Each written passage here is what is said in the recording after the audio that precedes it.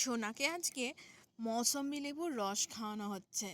মুখের এক্সপ্রেশনটা দেখো সবাই, কি যে টক লাগছে, কি যে মিষ্টি লাগছে সে ওই জানে। মুখের এক্সপ্রেশন মনে হচ্ছে কি টক দিচ্ছে ওকে। কিন্তু লেবুটা কিন্তু যথেষ্ট মিষ্টি ছিল, টক ছিল না। তা ওকে খেতেই হবে। সরিয়ে নিচ্ছে চামচ, তবুও তখন ও লাফালাফি করছে যে ওই দেখো নেওয়ার জন্য কীরকম করছে যে না ওকে দেওয়া হবে না, তাও ও খাবে। মানে এত ভালো লেগেছে।